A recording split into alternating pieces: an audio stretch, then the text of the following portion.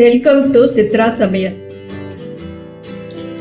நம்ம யூஸ்வலாக அரைக்கீரை சிறுக்கீரை பொரியல் செய்வோம். இன்றைக்கி பாலாக்கீரை வச்சு கொஞ்சம் வித்தியாசமாக பொரியல் செய்ய போகிறோம். வாங்க இதுக்கு தேவையான பொருளை பார்க்கலாம். பெரிய கட்டு பாலாக்கீரை, இந்த இலையை மட்டும் பிச்சுட்டு இந்த மாதிரி சின்ன சின்ன துண்டாக கட் பண்ணி வச்சுக்கிறோம்.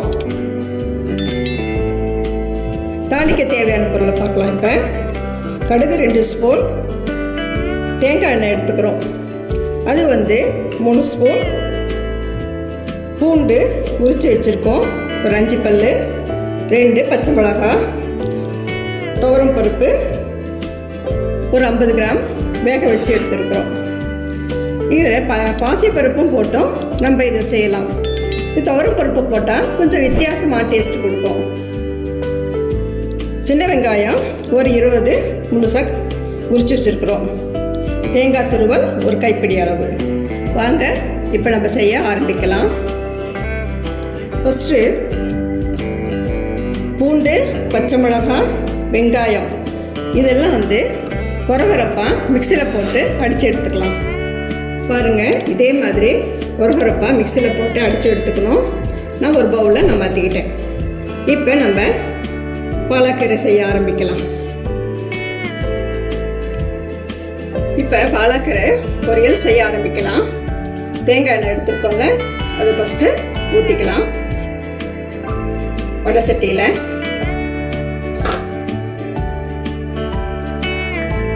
எண்ணெய் காயிட்டோம். எண்ணெய் காய்ச்சிருச்சு. கடுகு உளுத்தம் பருப்பு எடுத்து வச்சுக்கோல, அதை போட்டுக்கலாம். அது வெடிக்கட்டும். நம்ம ரீஃபண்ட் ஆயிலில் தான் யூஸ் பண்ணுவோம், நல்லெண்ணெய் ரீஃபண்ட் ஆயில். இப்போ கொஞ்சம் வித்தியாசமாக தேங்காய் எண்ணெயில் செஞ்சால் கீரை சாப்பிட இன்னும் சுவையாக இருக்கும். பாருங்கள், அது உங்களுக்கு புரிஞ்சிருச்சு. இப்போ நம்ம அரைச்சி வச்சுருக்கோம்ல பச்சை மிளகாய், பூண்டு, வெங்காயம் இது இப்போ போட்டுக்கலாம்.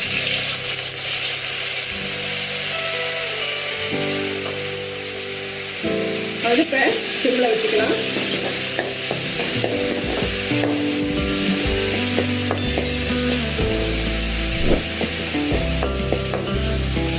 ஒரு நிமிஷம் தாளிச்சு விட்டுக்கலாம்.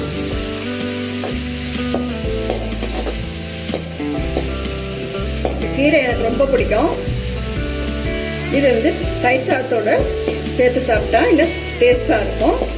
சூடாக இருக்கும் போதே கப்பில் போட்டு சாப்பிட்ருவேன். நல்லா இருக்கும், கொஞ்சம் வித்தியாசமாக இருக்கும் சாப்பிடும்போது.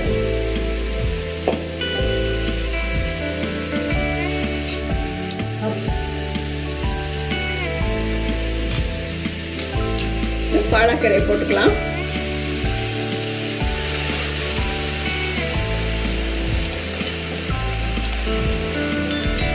இது பார்க்க நிறைய இருக்கிற மாதிரி இருக்கும்.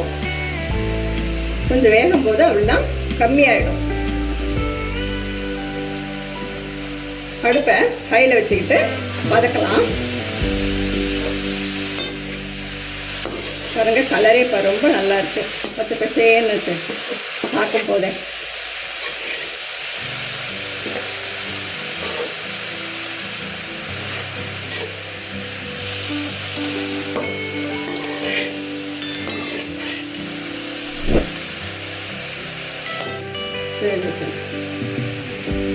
இப்போ 1/4 டம்ளர் தண்ணி ஊற்றி கீரையை வேக வச்சுக்கலாம். கொஞ்சம் தேவையான உப்பு போட்டுக்கலாம்.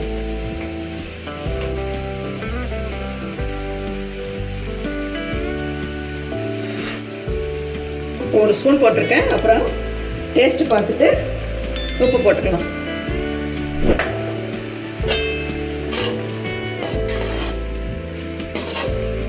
அடுப்பை சிம்மில் வச்சு வேக விடணும். ஒரு 5 நிமிஷம் வேகட்டும். கீரை நல்லா வெந்துருச்சுங்க. இப்போ துவரம் பருப்பு வேக வச்சு எடுத்துருக்கோம்ல, இந்த துவரம் பருப்பு போட்டு ஒரு கலரி கிளறிடலாம்.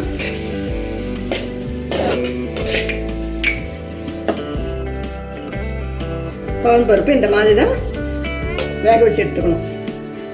இந்த துவரம் பருப்பு கீரை இல்லை சேர்த்து சாப்பிடும்போது இன்னும் வந்து டேஸ்ட்டாக கொடுக்கும். அப்புறம் தேங்காய் துருவல்,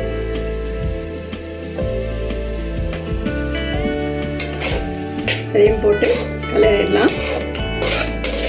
மணமாக வந்திருக்கு தேங்காய் எண்ணெயில் செஞ்சதுனால. இது கொஞ்சம் வித்தியாசமாக இருக்குது. செஞ்சு கொடுத்தா குழந்தை கீரை சாப்பிடாத குழந்தைங்க கூட சாப்பிடுவாங்க.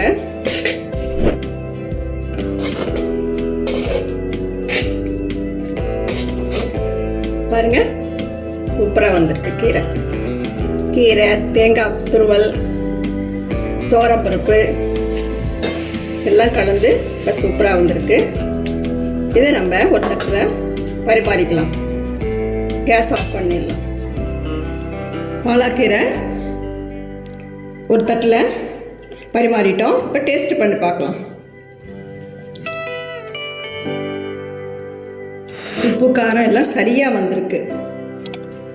நீங்களும் இதே அளவோடு உங்கள் வீட்டில் செஞ்சு பாருங்கள்.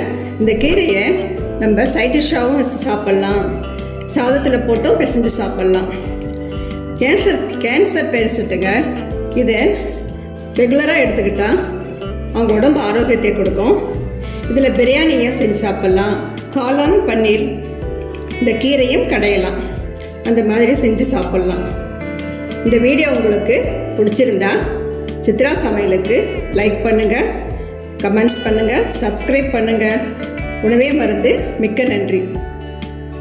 இந்த வீடியோ உங்களுக்கு பிடிச்சிருந்தா சித்ரா சமையலுக்கு லைக் பண்ணுங்க, ஷேர் பண்ணுங்க, சப்ஸ்கிரைப் பண்ணுங்க. உங்களுடைய கருத்துக்களை கமெண்ட் செக்ஷன்ல பதிவு பண்ணுங்க. உணவே மருந்து.